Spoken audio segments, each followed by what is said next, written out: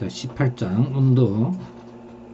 이 그림은 뭐냐면은 어떤 파이프가 있을 때 이게 온도에 따른 그 파이프가 수축되는 거가 수축이라든지 열팽창에 의해서 길이가 바뀌지는 걸 갖다가 정상적인 이제 파이프에서 이게 직선으로 되어 있으면 그죠? 이게 열팽창이 되면 이게 틀어지겠죠, 그죠? 파손이 일어나는 걸 갖다 방지하기 위해서 미리 이래 같은 식으로 만들어 놓은 거예요. 열팽창을 갖다가 방지하기 위해서, 그죠? 안 그러면 여러분들 이제 다리 같은 경우는 이렇게 돼 있죠, 그죠? 다리 사이에 이게 보면 떨어져 있고, 그죠? 그러면 이제 기차, 이 철로도 마찬가지 조금씩 띄어놓죠, 그죠? 근데 우리나라 철로는 지금 뭐냐면 전부 다 용접을 해서, 그죠? 다 연결해 놨어요. 옛날 철로는 이게 이제 기술이 없다 보니까 다 이렇게 그 철길에서 이 뭐죠? 이 철로 이 레일을 갖다가 다 끌어놨어, 그죠? 기차가 지나갈 때 세 바퀴가 철커덕 소리가 났잖아요, 그죠? 뭐 여러분들 영화라든지 보면 이게 이제 이 소리가 다 나는 게 정상인데, 여러분들 지하철이라든지 그런 거 보면 전부 다 이 소리가 안 나게 용접을 다 했어요, 지금. 이걸 뭐냐, 이제 그 특별한 기술을 써가지고, 그죠? 이게 열팽창이 생기더라도 견딜 수 있게끔 다 설계를 해요, 지금. 물론 뭐 중간에 이게 이제 팽창할 수 있는 그걸 갖다 흡수하는 그런 거에 설치는 돼 있어요. 이게 안 되면 큰일 나거든요. 팽창하면 이게 이제 철로 이탈이 된다든지 대형 사고가 나기 때문에, 특히 이제 KTX 같은 경우는 더 심각하죠. 만약에 이게 끊어져 있으면, 그죠? 그 여기 지나갈 때 소리가 이제 발생하는데, 그걸 갖다가 열팽창도 막아야 되고, 그죠? 아마 여러분들 그에 대한 자료를 한번 찾아보는 게 좋을 거예요. 그래서 옛날 철길은 기술이 없기 때문에 이게 이제 한 10m, 20m마다 다 떼어놨어요, 이게. 그러니까 지나갈 때마다 소리가 나는 거예요. 철거덕. 그러니까 이게 되게 굉장히 이게 시끄럽고 귀에 거슬리죠. 아마 여러분들이 지하철 타고 갈 때 별로 그런 거 못 느끼잖아요, 그냥. 다 용접했어요. 용접하고. 안 그러면 여기는 이제 특별하게 열팽창을 갖다 견딜 수 있게끔 장치를 해놓은 거고요. 이제 여기서 이제 배울 게 지금 온도와 지금 이제 여기까지 우리가 했던 걸 갖다가 잠시 이제 돌아보면은, 맨 처음에 우리가 했던 게 1차원 운동을 했고, 그죠? 2차원 운동을 했고, 운동을 했고, 그죠? 그 다음에 이제 힘을 갖다가 F는 MA를 했고, 그죠? 그 다음에 이제 F는 MA에서 1을 갖다가 했고, F, S, 그죠? 그 다음에 이제 회전 운동을 했고, 그죠? 이게 이제 운동에 대해서 했고, 그 다음에 이제 우리가 했던 게 회전 운동, 그 다음에 파동을 했고, 그죠? 이제는 뭐냐면은 이제 열 운동을 갖다 지금 할 건데, 그 중에서 이제 맨 처음 노는 게 이제 온도의 정의가 뭔지. 온도의 정의는 아마 여러분들이 이제 뒤에 가서 자세히 설명을 할게요. 이게 이제 온도, 그 다음에 이제 온도계 원리, 그 다음에 맨 마지막에 이제 이상기체 상태 방정식까지 하는데, 이쪽은 뭐 여러분들이 화학에 가까워요. 가까워서 그냥 단편적으로 여러분들이 그냥 상식적으로 선에서, 그죠? 묻는 것밖에 없기 때문에, 기본적인 걸 갖다 묻는 것밖에 없기 때문에 아마 되게 쉬운 분야예요. 초등학생도 할 수 있는 그런 분야예요. 맨 처음에 이제 온도가 나오는데, 온도, 어떤 문제를 맞을 때 뜨겁고 차가운 정도, 사람의 실제 온도를 판단하지 못하면 막 이렇게 되어 있는데, 그 따뜻한 온도죠, 그죠? 사람이 얼마큼 느끼는 건지 감각기관으로서 느끼는 건데, 이제 실제 이제 물리적으로서는 이제 어떤 내부 에너지의 변화를 갖다가 내부 물질의 내부 에너지,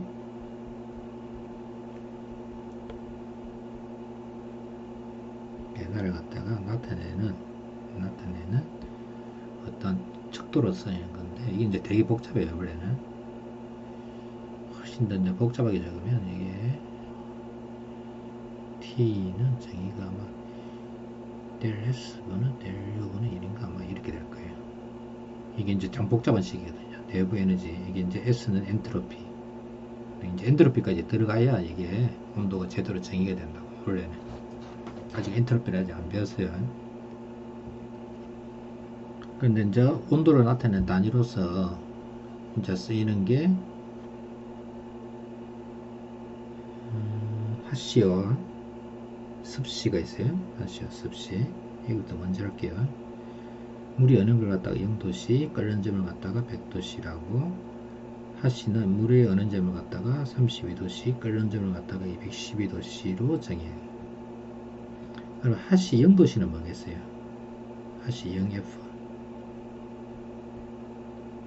핫시로 0도씨는 뭐냐면은, 이게 옛날에는 이제 온도를 낮추는 게 어떤 식으로 온도를 낮추느냐면은 얼음에다가 소금을 갖다가 부으면 어떻게 되느냐, 소금이 녹으면서 열을 갖다 뺏어가거든요. 그럼 온도가 확 떨어져요.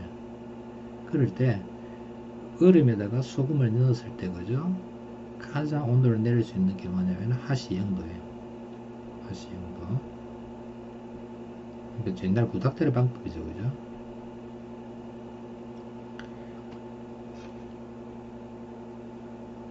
그 다음에 핫시 100도는 그냥 사람의 체온 36.5도로 생각하면 될 거예요.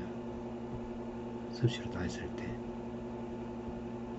그래서 어떻게 보면은 핫시가 굉장히 또 과학적인 단위였는데, 실제로 이제 우리가 쓰는 단위는 거의 대부분 섭씨 쓰죠. 그죠? 아직도 그 무식한 미국 애들이 옛날 간섭에서 파운드 쓰고 그죠? 핫시 쓰고 그죠? 마일 쓰고 옛날 구닥다리 단위를 쓰는데, 표준 단위는 전부 다 섭씨죠. 그죠? 섭씨고, 실제 이제 물이라든지 화학에서는 이제 켈빈 단위죠. 그죠? 켈빈, 절대온도.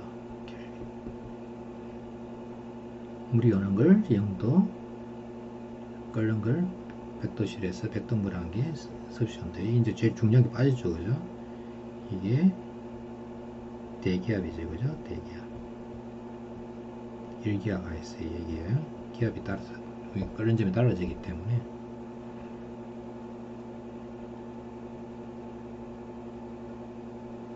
온도가 있고, 그 다음에 열 접촉이 있고, 열 평행이 있는데, 열 평행은 뭐 이게 접촉이 해서 두 물체 사이에 전자기 복사해서 열 교환이 없는 상태.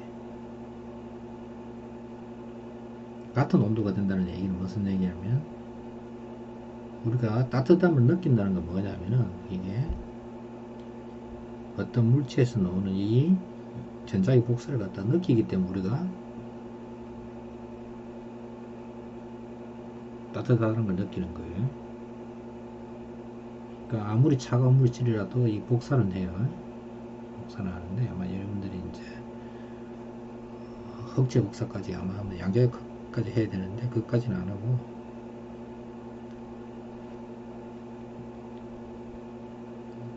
지금 필요한 개념이 접촉이 있고 평행이 있고, 그 다음에 이제 연력극 제 영법칙.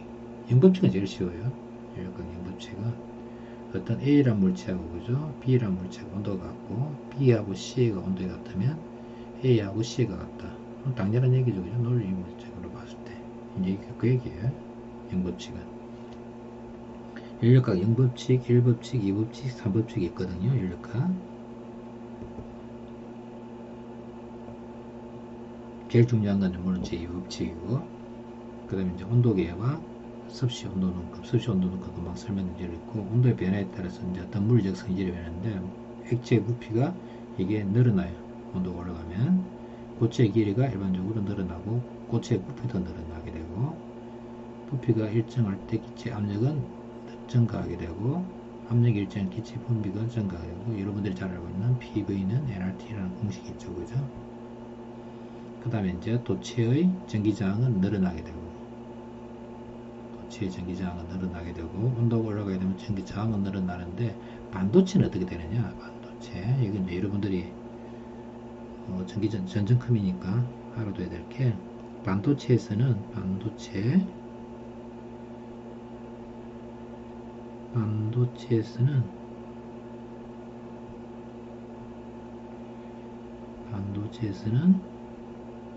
온도가 올라가면 저항이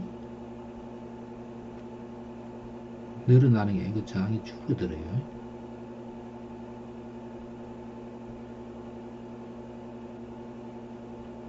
저항이 줄어들어요. 그래서 이게 이제 심각한 문제를 일으키죠. 무슨 얘기냐면은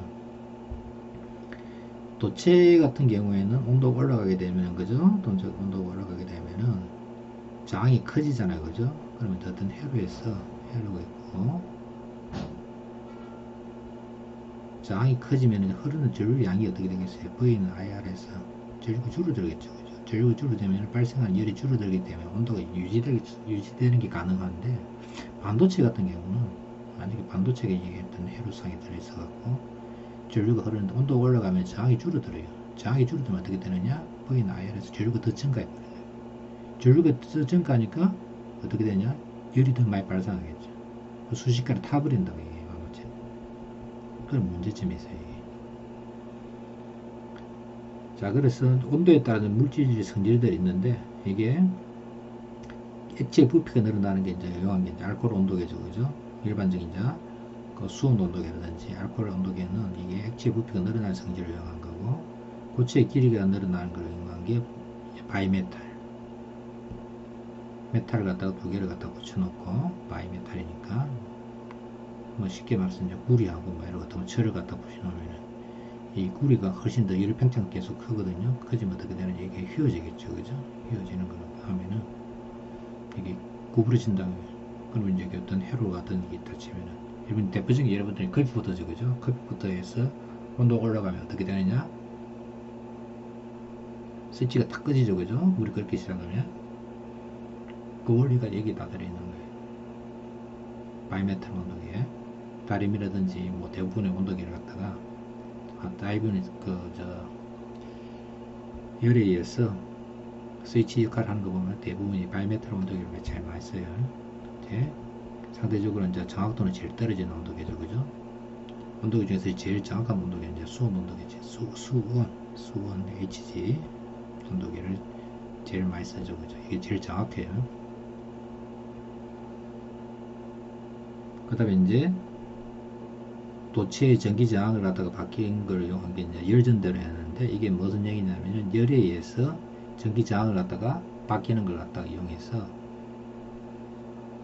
쓰는 온도계 일반적으로 여러분들이 이제 병원에 가면은 해 그죠? 해 끝에 물리게 되면 이제 이렇게 접촉식으로 하면 이제 숫자로 나타나잖아요, 그죠? 거기 대부분이 뭐냐면 여기 일방법이에요.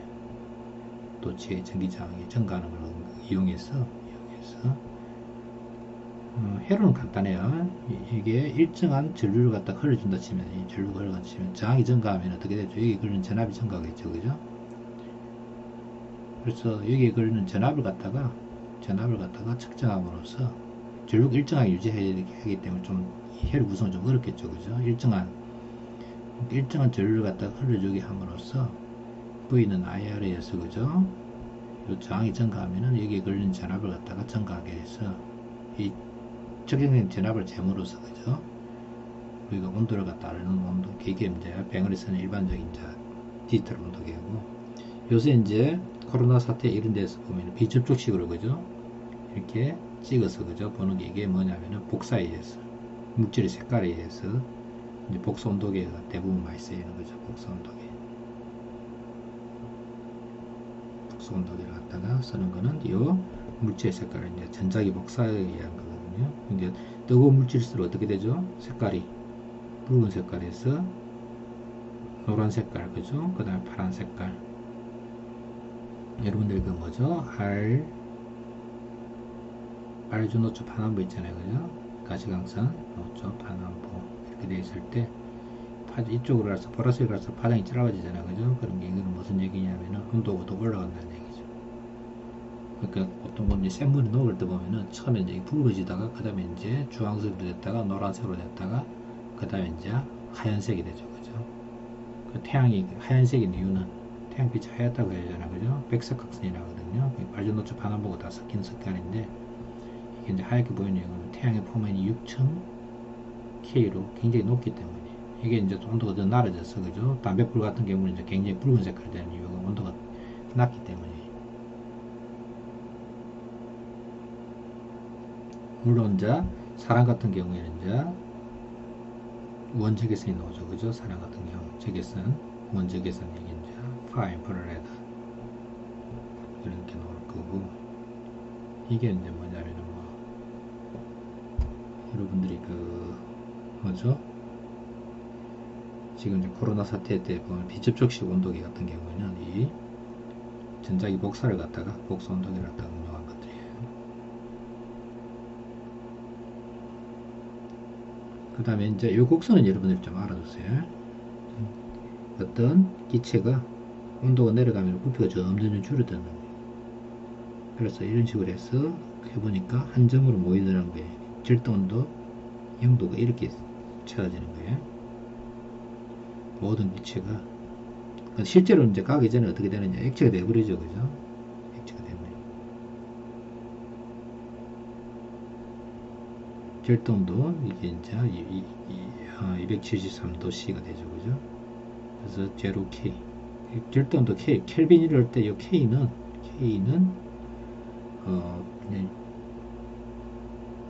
K는 또 이게 동그라미 안 붙여요. 그렇다면 여러분들이 0도C 뭐 섭씨 그죠? 0도C 0도 F 이렇게 적지만 0K 이렇게 적어요. 여기에 0K 5K가 아니에요. 0K예요. 0K 이렇게 되는 거예요. 이게 안 붙어요. 안 붙고 그냥 0K 이렇게 적어요. 그 다음에 이제 물의 산중점이 있는데 이건 이제 화학에서 많이 나오죠. 그죠? 0.1도씨 4.5 mmHg 압력이 되면은 이게 기체, 액체, 국체가 동시에 공존할 수 있는 온도가 돼요. 그 다음에 이제 온도에 대한 기준이 나와 있는데 이게 이제 물이 어느 점 이게 이제 절도온도로 사이즈 치면 273K가 되겠죠. 그죠? 그래서 한 이 정도 되는 거고 우리의 농도점은 이 정도 되고 태양포면은 이 정도 되고 태양코로나는 이렇게 되고 수소폭탄은 1억도가 되는 거죠. 그죠? 10의 8성 K 수소폭탄 태양 내부는 약 1500만도 1500만도 태양코로나는 약 100만도 100만도 태양포면은 6000K 이 정도 되고 그래서 이제 이쪽으로 이제 온도를 올리는 거고 그죠? 이건 이제 온도를 내리는 건데 이게 액체 질소 영하 196도니까 대충 해서 뭐 93K인가 뭐 80몇 K인가 되겠죠. 그죠? 그 다음에 액체 수소 그 다음에 이제 액체 헬륨 이게 이제 4K 정도 돼요. 절대온도로 되면 4K 정도 돼요. 액체 수소가 굉장히 이것도 온도가 낮아요. 낮아갖고 수소 만들기 제일 이제 액체 만들기 힘든 게 이제 헬륨이죠. 액체 헬륨 제일 온도를 갖다가 많이 내릴 수 인간이 이제 실제로 내릴 수 있는 액체 헬륨인데 그보다 더 낮은 온도가 이제 여기요 0.00000 동그라미 몇 개? 9개 1K까지 온도를 갖다가 낮추는 거예요. 이게 이제 최고로 이제 온도를 많이 낮춘 거죠. 나노 켈빈이라 해요. 나노 켈빈. 제로를 만들 수가 없다는 게 그죠? 제로 K를 만들 수 없다는 게 연력학 제3법칙이에요. 쉽죠? 그죠? 연력학 제3법칙. 1법칙 쉽죠? 그죠? 아니 0법칙 쉽었잖아요. TA하고 TB가 같고 TB하고 TC가 같으면 인율평행이거든요. TA하고 C 같다. A하고 B가 같고 B하고 C가 같으면 A하고 B가 같고 B하고 C 같으면 A하고 C가 같다는 게 이게 연력학 제1법칙. 연력학 제3법칙은 제로 K를 갖다가 만들 수가 없다는 거예요. 그냥. 그럴 때 이제 이 제로 K를 갖다가 가깝게 만드는 방법이 여러분들 책에는 지금 없는데 이게 이제 쓰는 방법이 이거예요. 여러분들이 뭐 이 정도는 알아둬야 되기 때문에 레이지 쿨링이라고 있어요. 레이지 쿨링은 뭐냐? 레이지 쿨링은 레이저를 이용해서 어떤 원자를 갖다가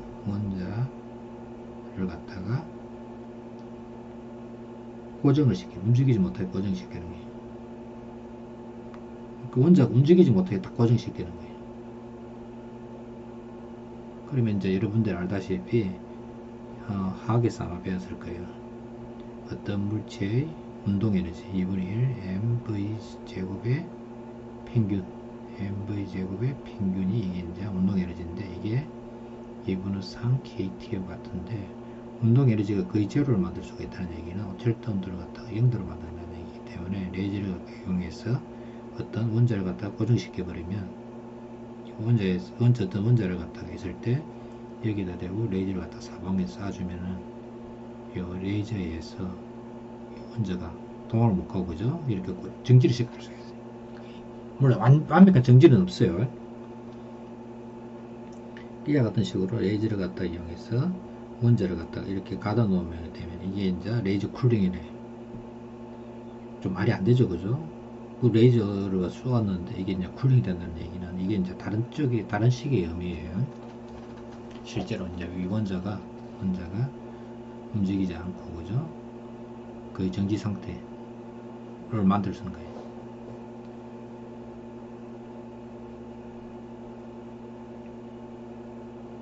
이거 갖고 이제 노벨상을 갖다가 계속 한 두세 개 받았을 거예요, 아마. 이게 굉장히 어려운 기술이거든요, 이게. 자, 그 다음에 이제 고체 액체 열팽창은 그냥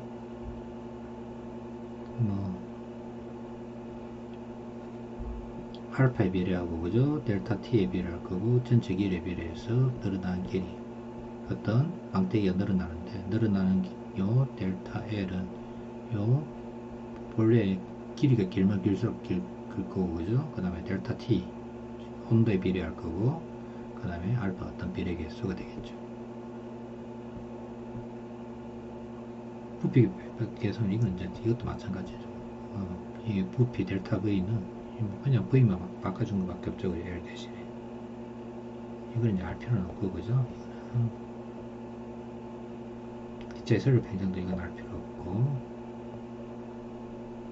그 다음에 이제 물의 비지가 항징의 성질 이거는 이제 여러분들 참고로 좀 알될 필요가 있는 게 이게 이제 특별한 성질이거든요. 특별한 성질 물이 온도에 따라서 4도씨에서 비중이 1이 되고 그죠? 비중이 이렇게 증가하다가 그 다음부터 감소해요. 당연하죠, 그죠? 일반적으로 기체라든지 액체라든지 온도가 올라가게 되면은 열팽창을 하게 되면은 밀도라는 것은 질량을 갖다가 매스를 갖다가 부피로 나눈 거잖아요, 그죠? 볼륨으로. 그런데 이게 열팽창에 의해서 볼륨이 커지니까 요거는 작아진다고. 대부분 물체들은 다 이게 감소를 하는데 유일하게 뭐냐면은 0도씨 근처에서 그죠? 0도씨 근처에서만 이게 밀도가 증가한다는 얘기는 뭐냐면은 물의 부피가 줄어든다는 얘기예요. 4도씨, 0도에서 4도씨를 될 때.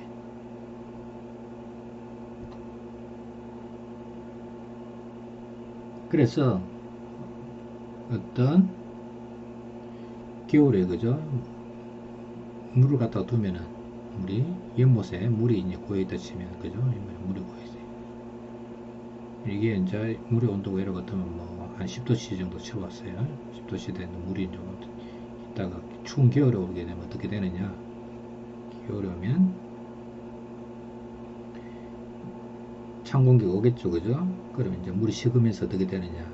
식으면은 이게 점점 식어져 갖고 이제 4도씨 근처까지 내려갈 거 아니에요, 그죠? 점점 내려져 가게 되면 이 폼에 있는 물이 차가워지면서 밑으로 가라앉아요.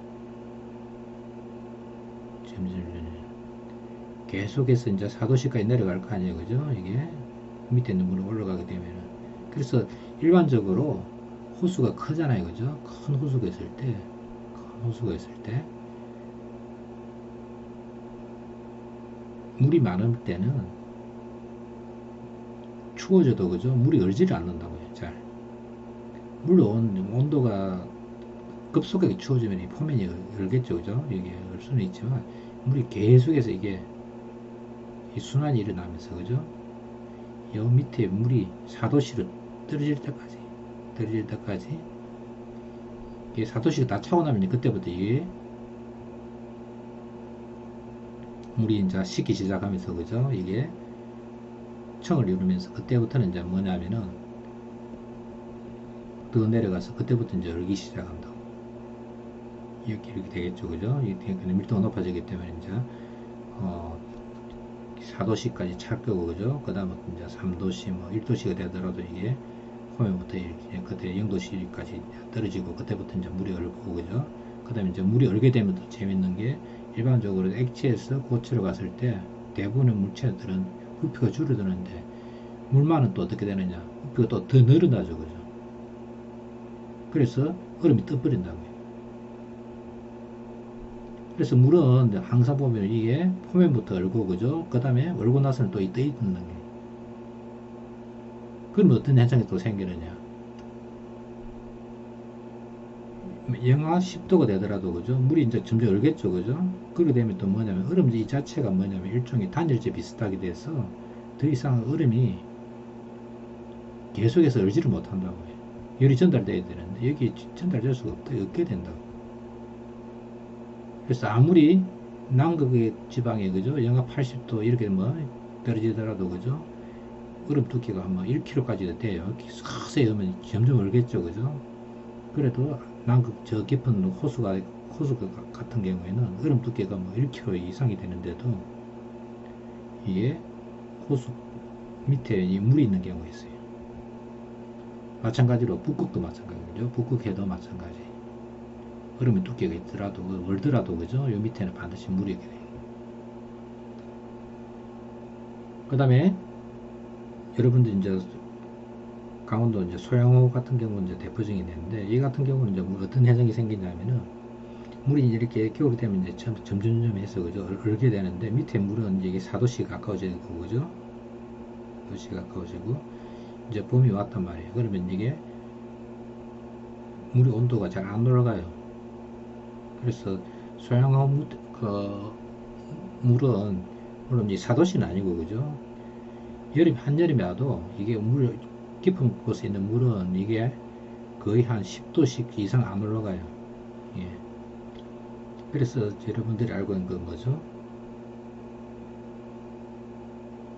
여러분들이 알고 있는 구글이라든지 마이크로소프트가 그 데이터 센터 같은 경우는 엄청나게 열이 발생하거든요. 이런 인터넷 데이터 센터. 그걸 갖다가 이제 바닷속에다가 이러면 이게 4도씨니까 저절로 냉각이 될 거 아니에요. 그 다음에 이제 또 여기에 대해서 할 얘기가 되게 많은데, 여러분들이 또 지구가 있을 때, 그죠? 이 북극에 있는 물이 냉각이 일으키면 이게 바닷물을 통해서, 그죠? 밑으로 쫙 깔리면서 뭐냐면 적도지방까지 내려와요. 그래서 이게 이제 대순환이 일어나게 되는데, 이 대순환이 일어나는 게 바닷물이 이렇게 북극에 있는 물이 바다 표면을 타서, 그죠? 4도씨니까 밀도가 제일 높잖아요, 그죠? 이게 이제 바다 밑을 갖다가 쭉 거슬러서 한 바퀴 순환은 이게 한 몇천 년 걸린다고. 그러다 보면 어떻게 되느냐면 이 적도지방이라도, 그죠? 적도지방이라도 바다 깊은 데는 거의 대부분이 4도씨에 가까워요. 이 4도씨니까 물의 비중이 꽤 크니까, 그죠? 바닥이 쫙 4도씨로 다 깔려나와요. 그래서 어떤 바다든 어느 정도 깊이가 있다면, 그죠? 물이 있으면 이 대부분이 뭐냐 4도씨에 가까워요. 거의 4도씨로 생각하면 돼요.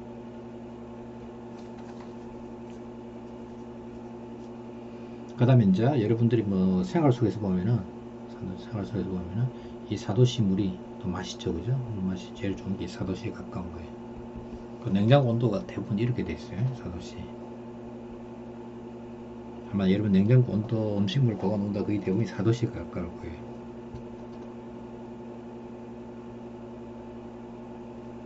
자, 그 다음에 이제 이상기체가 나오는데, 이상기체에 대해서는 이게 이제 뭐 조건 쭉 나오는데, 이거는 여러분들 이제 화학에서, 그죠? 그 나오는 PV나 NRT라는 공식이 있죠, 그죠? 그거 설명하는 건데, 미국에 대해서는 특별히 하지는 않겠고, 단지 화학에서는 요 PV는 NRT에서, 그죠? PV는 NRT. P가 뭐죠? 압력이죠, 그죠? 압력. V는 부피, N은 몰수. 그다음에 이렇게 기본적으로 했을 거고, 그죠? R은 이제 기체 상수, 그죠? 기체 상수. T는 이제 절대 온도 이렇게 돼 있죠. 자, 그럴 때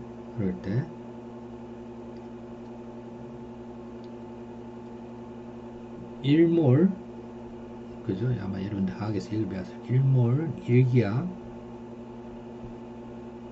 이면 부피가 얼마나 배웠어요? 22.4리터를 배웠죠, 그죠? 그럼 이걸 갖다가 대입을 시키면 P는 1이죠, 그죠? V는 22.4. 그 다음에 N은 1이죠, 그죠? R이죠, 그죠? T는 0도씨죠, 그죠? 0도씨 1기압. 그래서 0도씨니까 273이에요. 따라서 R은 얼마가 되느냐? 273분의 22.4가 돼서 이게 0.082가 돼요. 화학에서 쓰는 기체상수 R은 0.08이고, 그게 이제 들어가는 게 뭐냐면은 이게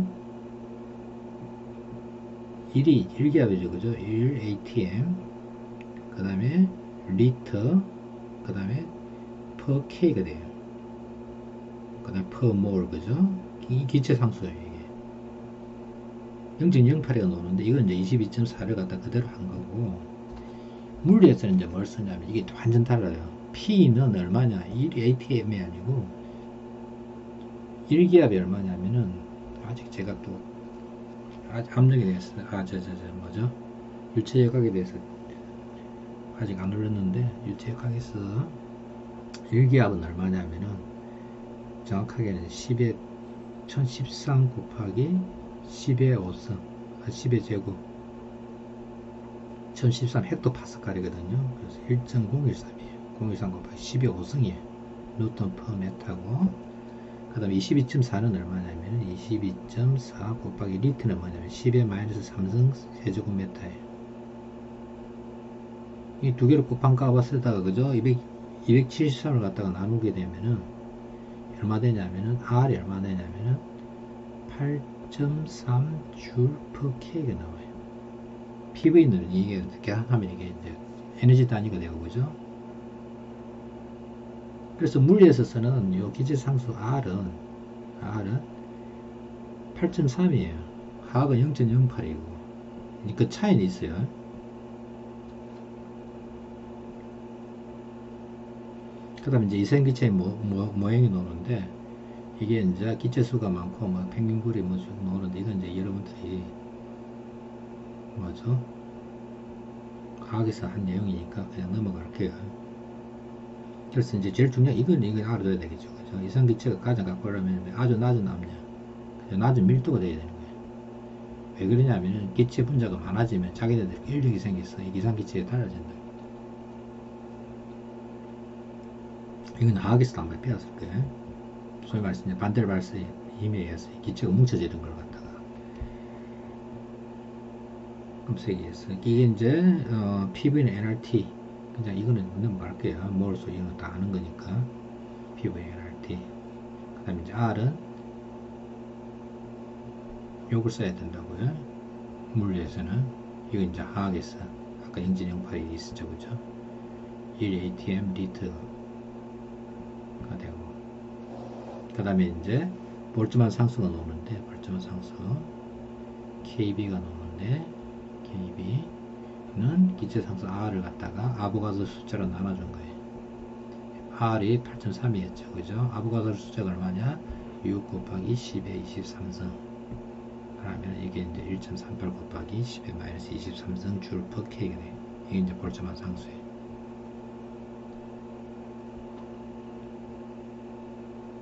그래서 PV는 nRT가 아니고 PV는 nRT가 이제 이건 화학에서 쓰는 방법이고, 물리에서는 PV는 NKBT예요.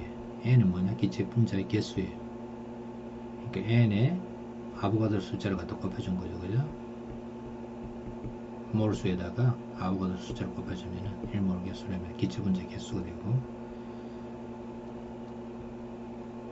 요 KB가 이렇게 정의되기 때문에 볼트만 상수, 이걸 쓴다고요. 이걸 써도 되고 이걸 써도 되는데, 일반적으로 이걸 갖다 담아주는 물리에서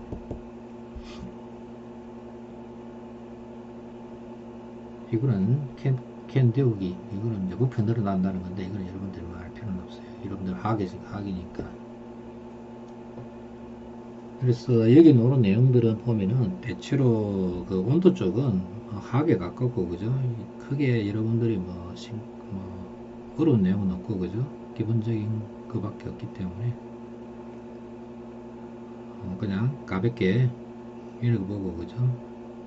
제가 강의 중에 이제 조금 강조한 것만 조금 정리해 주시면은 시험 대비하는 데 큰 지장은 없을 거예요.